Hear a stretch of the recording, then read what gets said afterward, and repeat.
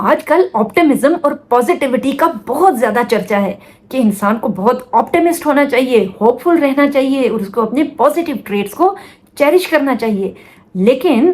کچھ ریسرچز یہ آئی ہیں کہ ہائیلی پازیٹیو ہونا ہیپینس کے ساتھ تو ریلیٹڈ ہو سکتا ہے، لیکن یہ ہماری پروگرس اور سیلف گروتھ کو روکنے میں بھی معاون ثابت ہو سکتا ہے.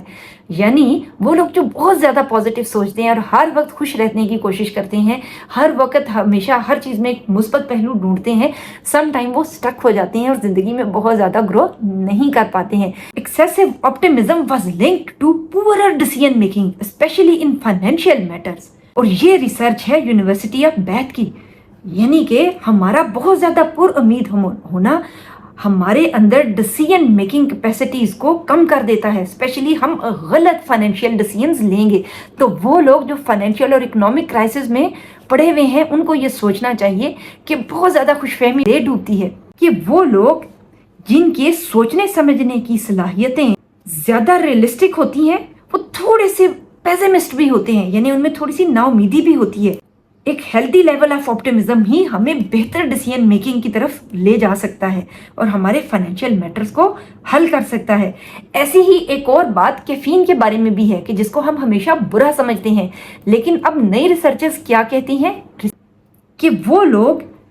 جو ریگولرلی اور فریکوینٹلی کیفین سے ریلیٹڈ پروڈکٹس استعمال کرتے ہیں ان کی لانگ ٹرم میموری اور لرننگ بہت بہتر پائی گئی ہے.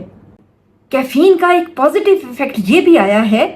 کہ پارکنسنس کا رسک اور ڈیمینشیا کا رسک بھی ان لوگوں میں کم ہو گیا تھا جن میں آلریڈی جینیٹک ڈسپوزیشن پائی جاتی تھی. یعنی وہ لوگ جو کیفین کنزیوم کرتے ہیں اور ان کی جینز میں بھی ان بیماریوں کے رجحانات ہیں، پارکنسنس کے اور ڈیمینشیا کے، تو کیفین لینے کے نتیجے میں لانگیٹیوڈنل اسٹڈی یہ کہتی ہے کہ ان میں اس چیز کے ان کے جو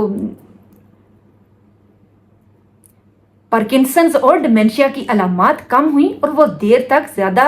صحت مند زندگی گزارنے میں کامیاب ہوئے. اس طرح سم ٹائم وہ چیزیں جو بہت ہی